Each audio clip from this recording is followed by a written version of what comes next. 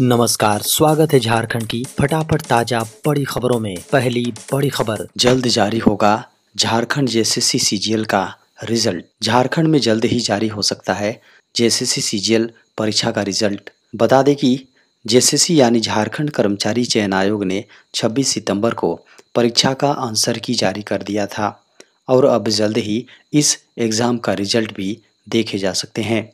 बता दें कि झारखंड में सीजीएल परीक्षा का आयोजन 21 और 22 सितंबर को पूरे झारखंड में आयोजित किया गया था। झारखंड सीजीएल की एग्ज़ाम और इस भर्ती के लिए नियुक्ति की प्रक्रिया पिछले 9 सालों से जारी है, लेकिन हर बार किसी न किसी कारण से यह परीक्षा टल जाती थी। बता दें कि कुल 7 बार इस परीक्षा की तिथि में बदलाव किए गए और हमेशा ही फिर इसे स्थगित कर दिया गया। इसके बाद 8वीं बार 28 जनवरी को इस परीक्षा का आयोजन हुआ, जिसके बाद पेपर लीक का मामला सामने आया और फौरन ही परीक्षा को रद्द कर दिया गया। झारखंड के पारा शिक्षकों के लिए बड़ी खबर है। अब 26 अक्टूबर तक दूसरे आकलन परीक्षा के लिए भरे जाएंगे फॉर्म।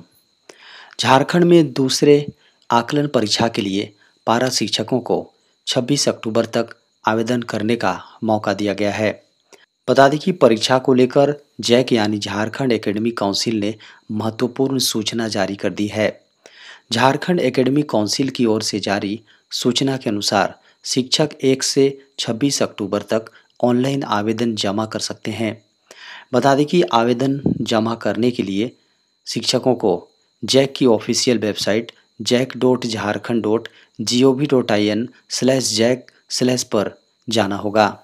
बता दें कि झारखंड के वैसे पारा शिक्षक यानी सहायक अध्यापक जो झारखंड शिक्षक पात्रता परीक्षा उत्तीर्ण नहीं है, उनके लिए आकलन परीक्षा का प्रावधान किया गया है।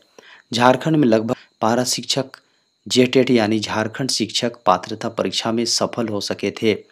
इस परीक्षा के लिए अनुसूचित जाति, अनुसूचित जनजाति एवं दिव्यांग अभ्यर्थियों को 500 रुपये व अन्य वर्ग के अभ्यर्थियों को 750 रुपये फीस के रूप में देने होंगे। झारखंड में सरकारी कर्मचारियों के लिए बड़ी खुशखबरी, जल्द ही बढ़ाए जा सकते हैं रिटायरमेंट की उम्र सीमा।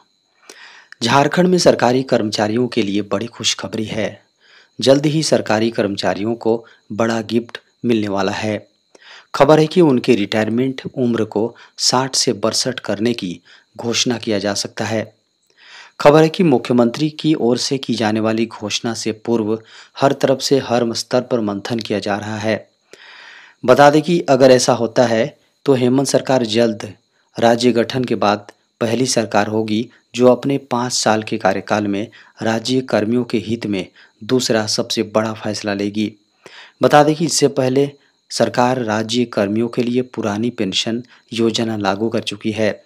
अब इस फैसले से राज्य कर्मियों को और 2 साल अधिक नौकरी करने का मौका मिलेगा।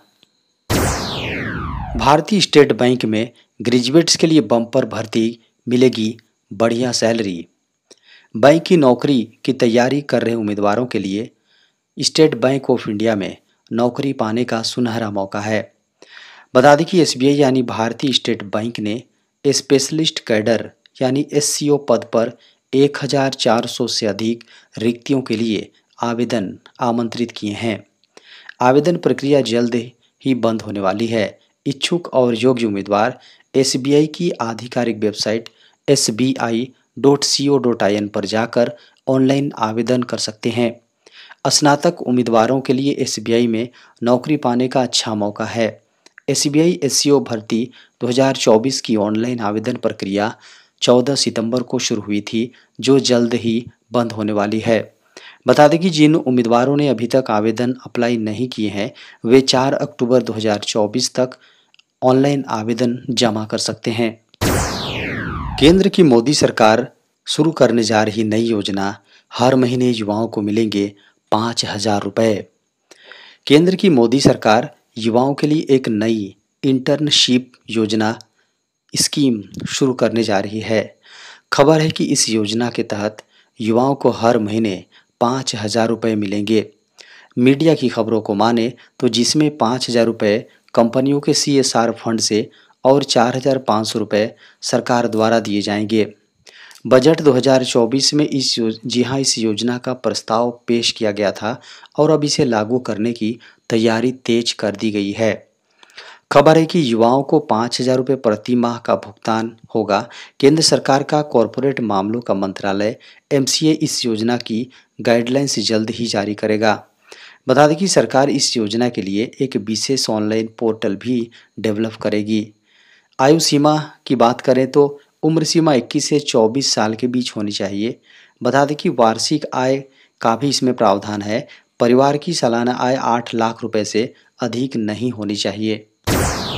जल्द बदले जाएंगे एसबीआई के प्रोडक्ट, नए ज़माने के हिसाब से होंगी आरडीएफडी। एसबीआई यानी स्टेट बैंक ऑफ इंडिया ने बदलती ज़रूरतों के हिसाब से अपने आप को बदलने की तैयारी कर ली है। खबर है कि रेकरिंग डिपॉजिट और सिस्टमेटिक इन्वेस्टमेंट प्लान में ऐसे बदलाव करने जा रहे हैं जो कि लोगों को आकर्षक लगे। इसके साथ बैंक द्वारा किए जा रहे फाइनेंशियल प्रोडक्ट भी बदले जाएंगे। खबरों की माने तो कस्टमर्स की वित्तीय ज़रूरतों को ध्यान में रखते हुए अपने प्रोडक्ट एसबीआई बनाएगा। डिपॉजिट बढ़ाने के लिए उन्हें कई तरह के निवेश विकल्प देने होंगे। एसबीआई इसके लिए तैयारी कर रहा है। बता दें कि ब्याज दरों को संतुलित रखकर कस्टमर सर्विस बढ़ाने पर ध्यान दिया जा रहा है। इधर इसरो ने भी निकाली विज्ञापन, बस इतनी होनी चाहिए योग्यता। इसरो यानी भारतीय अंतरिक्ष अनुसंधान संगठन में नौकरी पाना हर किसी का सपना होता है। अगर आप भी इस सपने को पूरा करना चाहते हैं तो इसरो की आधिकारिक वेबसाइट isro.gov.in पर जाकर आवेदन कर सकते हैं। बता दें कि इसरो ने medical officer SD, scientist engineer SC, technical assistant, scientific assistant, technician B, draftsman B और असिस्टेंट राजभाषा के पदों के लिए वैकेंसी निकाली हैं। इसरो के इस भर्ती के लिए आवेदन प्रक्रिया शुरू हो चुकी है। इसरो के इस भर्ती के जरिए जो भी आवेदन करने का मन बना रहे हैं वे 9 अक्टूबर तक या उससे पहले आवेदन कर सकते हैं। इस भर्ती के माध्यम से कुल 103 पदों पर भर्तियां की जाएंगी।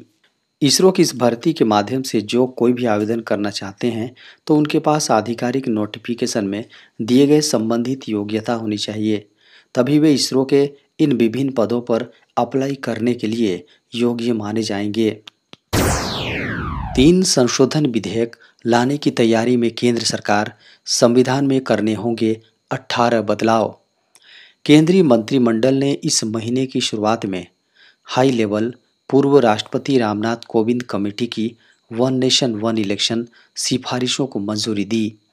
सरकार अब अपनी योजना को आगे बढ़ाने के लिए संविधान में संशोधन करने की तैयारी कर रही है।